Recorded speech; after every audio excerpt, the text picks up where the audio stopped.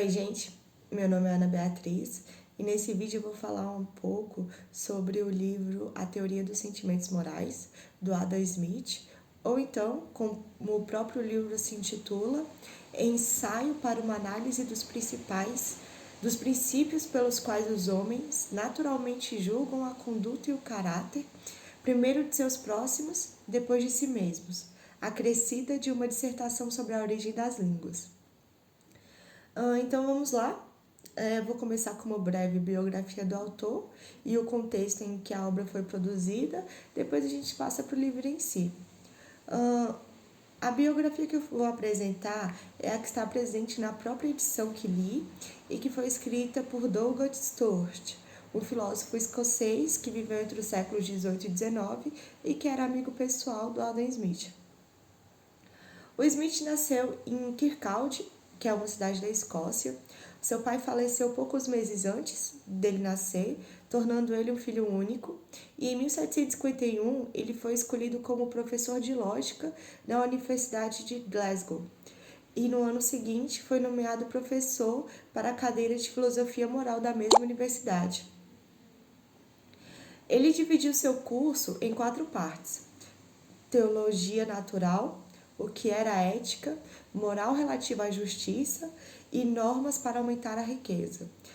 Esses 3 últimos módulos estão detalhados nesse livro, que é a primeira edição de Teoria dos Sentimentos Morais, que foi publicado pela primeira vez em 1759.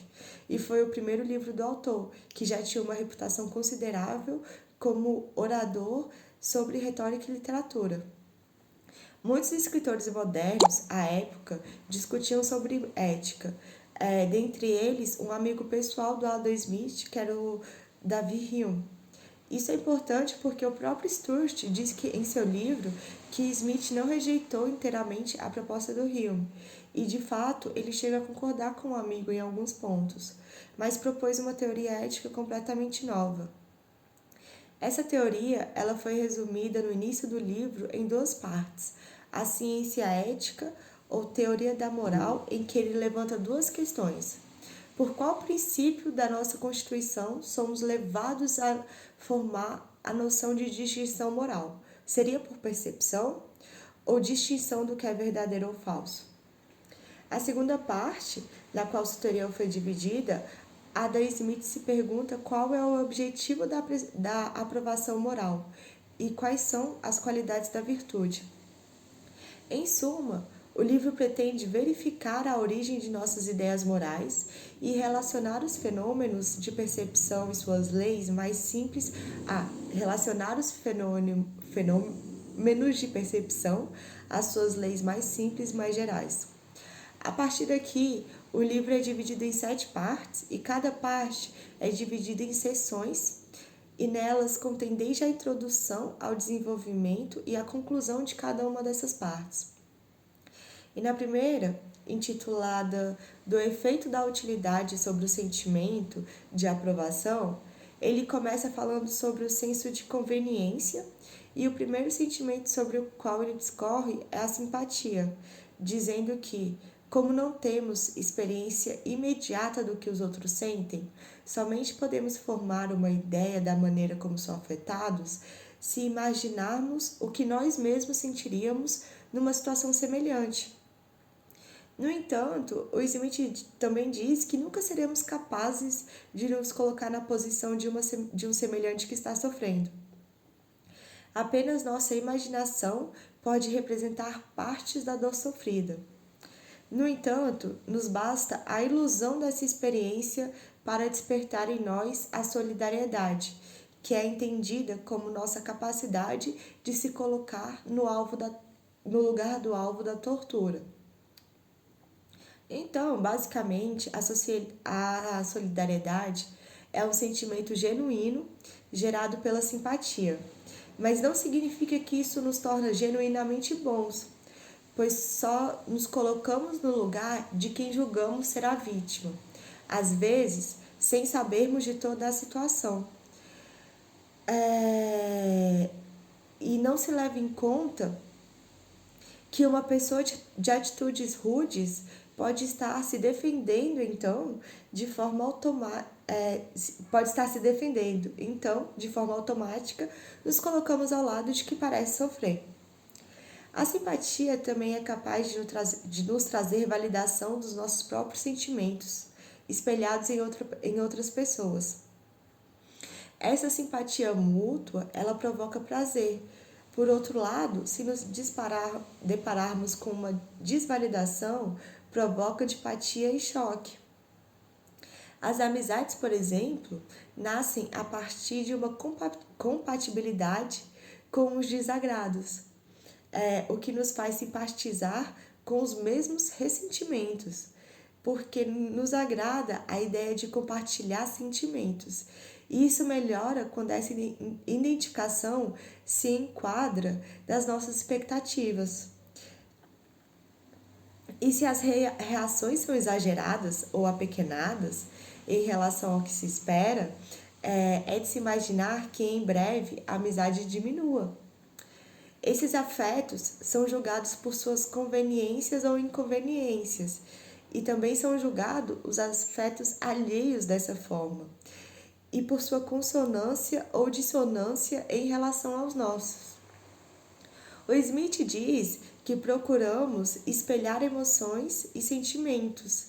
Mais do que validação, a gente procura uma equiparação emocional, na qual as reações são reflexas e que corresponda às nossas expectativas, relacionadas a virtudes, humores e personalidade. Ele também pontua que não simpatizar com emoções de estranhos ou desconhecidos é normal. Às vezes, fingir em certas situações, mas sem sentir algo, é aceitável e não te torna desumano.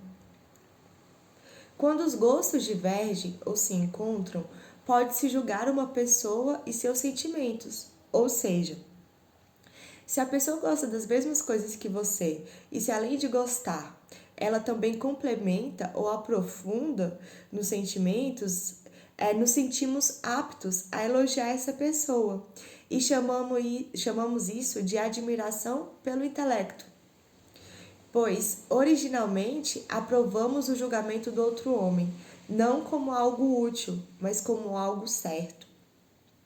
Isso está totalmente atrelado ao fato de que essas qualidades estão de acordo com os nossos prévios julgamentos.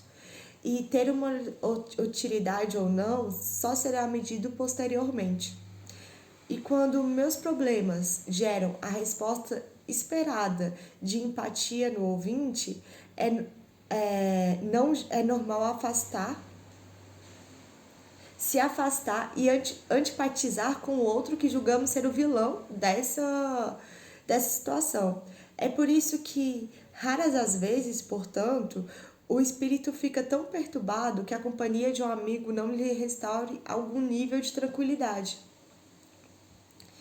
E então entramos na análise das paixões, que, segundo Smith, devem permanecer em um estado de equilíbrio, pois, caso contrário, pode se tornar obsceno e se torna mais difícil encontrar alguém com quem compartilhar essa paixão. E ela se divide, essas paixões, de acordo com a forma como elas se originam.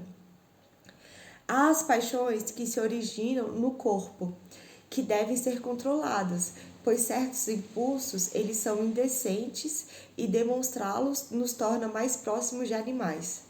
Também devemos ter cuidado ao expressar dor física ou imaginária, pois mancha a reputação com uma aparência de falta de controle. Há as paixões que se originam de um pendor ou hábito particular da imaginação, que são sentimentos que diretamente não nos causam simpatia ou repulsa, como o amor apaixonado, pois o fato de ser uma emoção da imaginação de alguém, não conseguimos parear com os nossos próprios sentimentos. Daí temos um ponto crítico, em que o afligido deve ser comedido com demonstrar essa paixão e que o espectador dela deve se dispor a compreender que a paixão não será resumida a sentimentos amorosos. A situação do espectador é complicada, o Smith diz, Ele deve ficar contente pelo seu amigo apaixonado, mas emocionalmente ele é incapaz de se apaixonar pelo objeto de afeição. Então, ele deve se concentrar em responder ao amigo, se sentir feliz por ele ou consternado com as brigas, sempre pensando em como o amigo está se sentindo e sempre avaliando os outros sentimentos decorrentes do amor. Outro tipo de paixão são as insociáveis, que aqui ele descreve o ódio, um sentimento que afasta e provoca distanciamento entre os amigos, justamente por ser um processo pouco natural, que requer um esforço consciente do homem para forçar esse sentimento de ódio.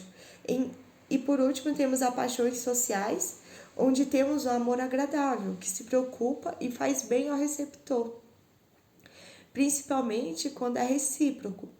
No entanto, pode gerar um efeito colateral de ciúmes e outros sentimentos que devem ser comedidos. Na verdade, também temos as paixões sociáveis e, por último, na verdade, temos as paixões egoístas, em que Adam Smith explica que o homem ele é mais dado a simpatizar com situações de extremos.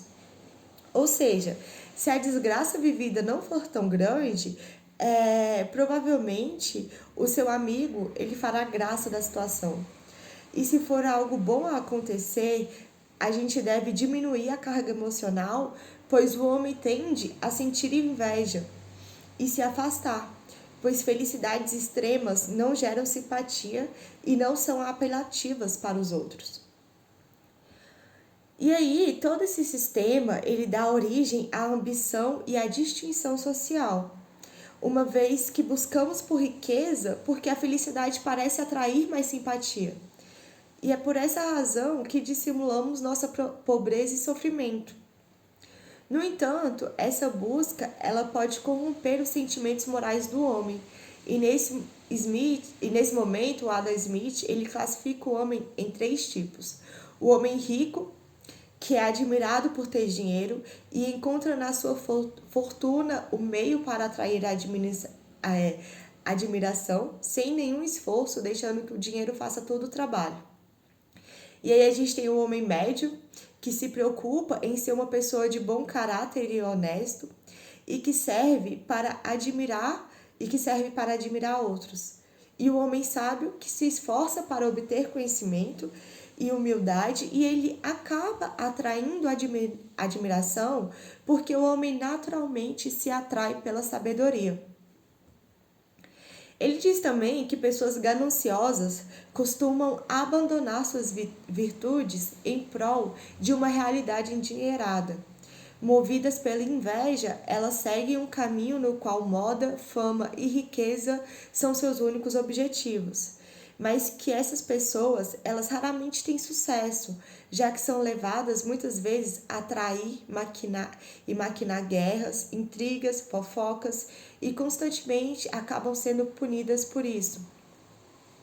E é aí que entra a noção de mérito e demérito, ou seja, um objeto próprio de gratidão merece recompensa e ativa nossa solidariedade. E do mesmo modo, o que parece objeto próprio de ressentimento merece punição e nos sentimos bem ao ver o ofendido se defender.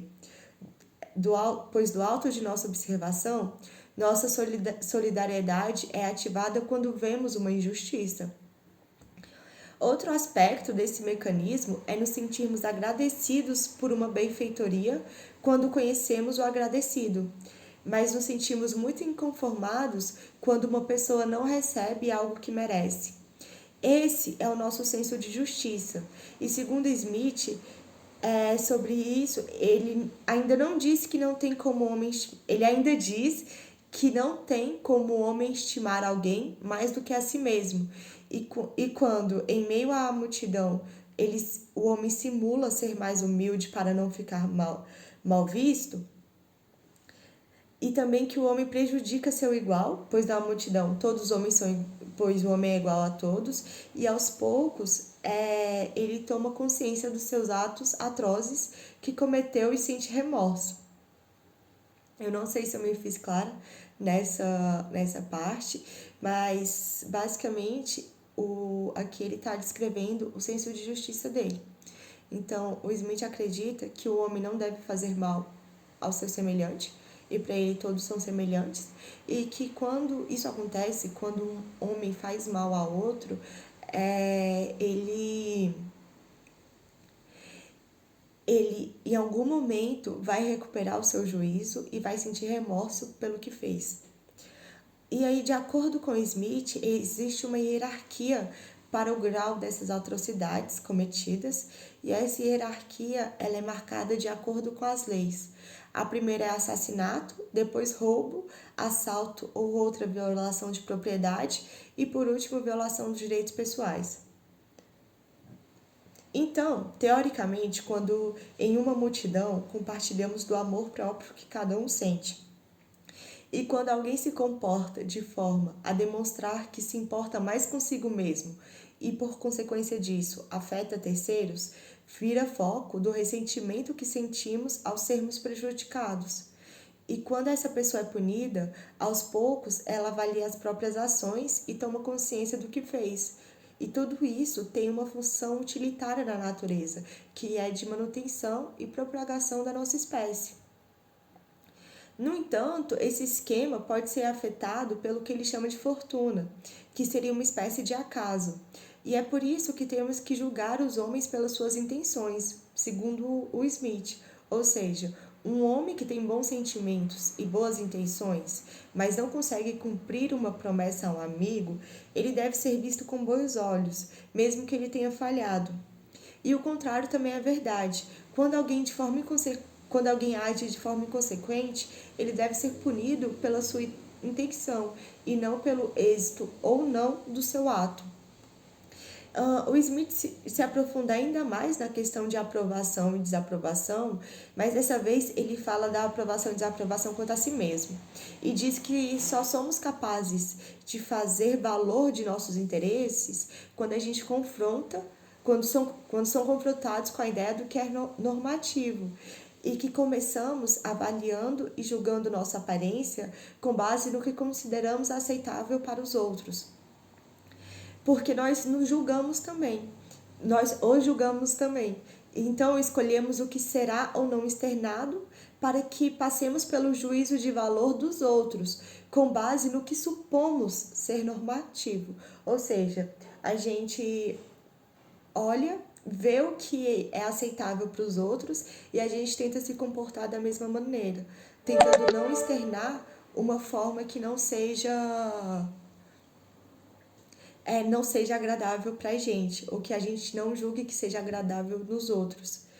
E por isso, ser amável é ser meritório, ou seja, é merecedor de amor e recompensa. E essas são as grandes características da virtude.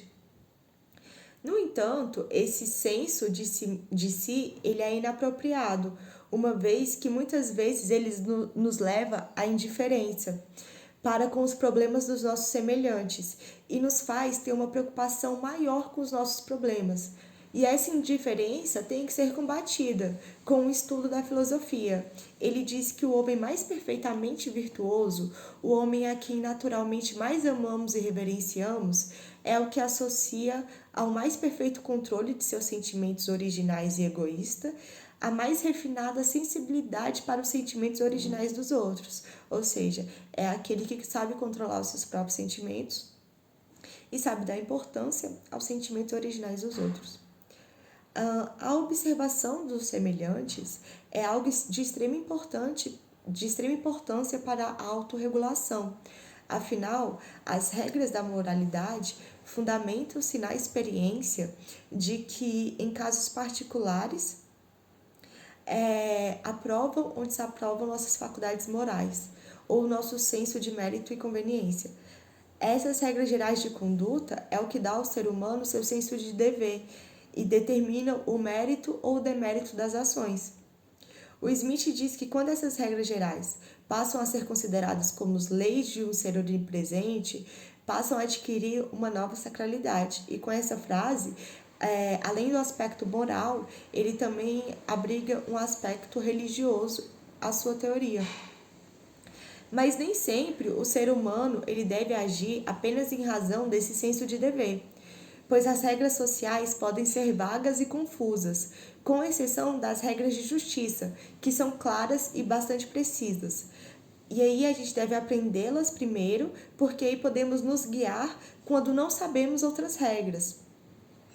E a ambição, ela pode ser uma característica muito confusa, mas segundo Smith, ela é necessária ao bom empreendedor e deve ser admirada quando estiver nos limites da justiça. Afinal, ela é o motor do homem, pois foi o desejo pelos prazeres da riqueza e das honras que incentivou o homem a cultivar o solo, a construir casas, a fundar cidades e estados e a aperfeiçoar todas as artes e ciências. E então, há o prazer pelo belo, de ver todo o sistema funcionando, que é o mecanismo que move a política. Pois, segundo Smith, nos sentimos intranquilos com os obstáculos que possam incomodar esse sistema.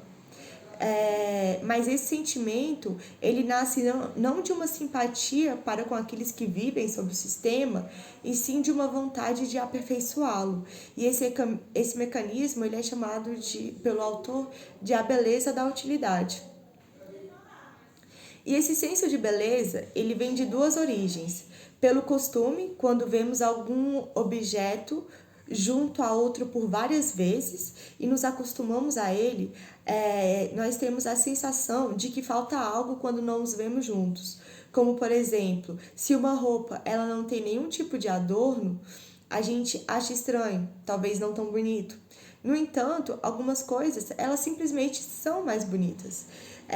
Mesmo que seja raro existir uma forma tão bela a ponto de nos agradar e, ao mesmo tempo, ser inteiramente contrária aos costumes.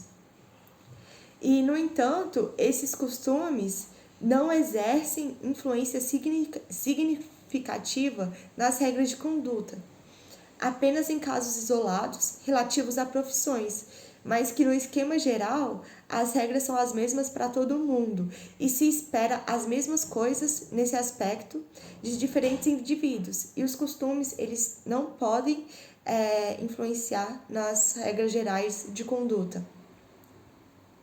Aí, nas duas últimas partes do texto, o Adam Smith ele se foca em falar sobre a virtude e do que ele chama, e sobre sistemas, tanto sistemas de vício e virtude, quanto sistemas de filosofia moral, sistemas de apreciação.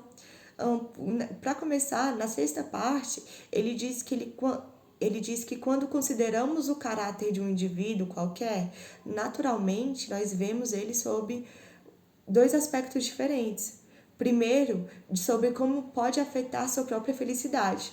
E segundo, como pode afetar a felicidade de outras pessoas.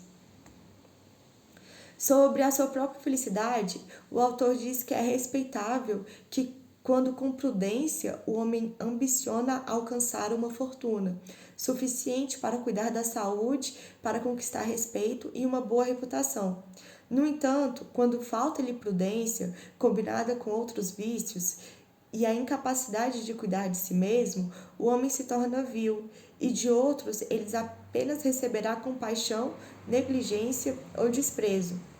Já sobre a felicidade alheia, Smith diz que só é aceitável agir contra ela quando movido pelo ressentimento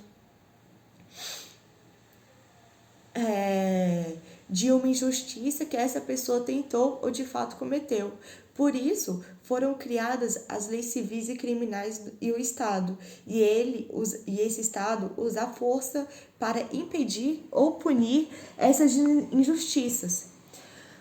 Depois, o autor nos fala do amor que temos pela nossa nação e quais são os outros sentimentos que devem balizar esse amor. como a benevolência. Nessa parte, ele também critica a monarquia, dizendo que a escolha apenas uma vez de um homem que irá ser chefe de governo faz com que reis e príncipes tenham um senso de superioridade quanto ao seu próprio juízo e consideram que o Estado seja criado para eles e não eles para o Estado. E essa ação entra em choque com a noção de benevolência apontada por Adam Smith, de que o homem sábio e virtuoso está disposto a sacrificar seu próprio interesse particular ao interesse público de sua própria sociedade. E ele ainda diz que o homem que age de acordo com as regras da perfeita prudência, da justiça escrita e da benevolência adequada pode ser considerado perfeitamente virtuoso. E ele age preocupado com sua felicidade e a felicidade do próximo. E para que possamos agir dessa forma, temos que aprender a regular nossas paixões e aprender a ouvir a voz do nosso homem interior. Ele começa a última parte do livro descrevendo os diferentes sistemas de virtude e vícios em Platão, Aristóteles e Zenão, entre outros sistemas, para no fim concluir que a descrição da virtude nesses sistemas é bastante justa, mas ainda assim é uma descrição imperfeita por ser tão vaga, e assim o é a descrição dos vícios apresentados nesses sistemas. Outros sistemas estão descritos, como o de Epicuro, que diz que a virtude se origina da prudência, ou então sistemas cuja origem vem da benevolência. Apesar de suas críticas a todos esses, ele diz que a tendência de todas essas teorias é encorajar os melhores e mais louváveis hábitos do ser humano. E por isso, os homens poderiam procurar regular suas paixões através deles. Em contrapartida, ele critica totalmente o sistema do Dr. Mandeville, porque em tal sistema não há distinção entre vício e virtude. A mesma sistematização da origem das virtudes, Adam faz com o sentimento do princípio de aprovação, dividindo ele em dois sistemas, o que fundamenta esse sentimento no impacto agradável ou desagradável que exerce nas nossas faculdades, e o segundo sistema descarta esse impacto para o sentimento de aprovação e atribui em ele a simpatia, com a qual o Adam Smith concorda. Em seguida, o autor fala sobre as diferentes maneiras que os autores trataram as regras práticas da moralidade, dizendo que eles se classificam em dois grupos: os que escreveram como críticos, adotando um método impreciso e orientado por uma espécie de virtude, e aqueles que escreveram como gramáticos, introduzindo certa precisão que nem todos os preceitos deveriam ter. E então ele diz que todo o sistema de governo tem uma organização para fazer valer essa virtude da justiça, e sem ela a vida seria carnificina e desordem. E por último, o Adam Smith faz uma consideração sobre a primeira formação das línguas, em que ele discorre sobre como as línguas foram criadas, primeiro pelos substantivos para que se pudesse dar nome às coisas, e então os adjetivos para que se pudesse referir a um objeto particular, e depois as preposições, e por aí vai. E eu achei que essa parte é uma parte um tanto descolada do resto do livro, que não tem o mesmo objetivo de teorizar as emoções como no restante. Ele só está teorizando. Na primeira parte do livro ele teorizou sobre a origem das emoções, e aqui nessa última parte, que é bem menor, ele teoriza um pouco sobre a origem das línguas. E é isso, gente. Muito obrigada por assistirem.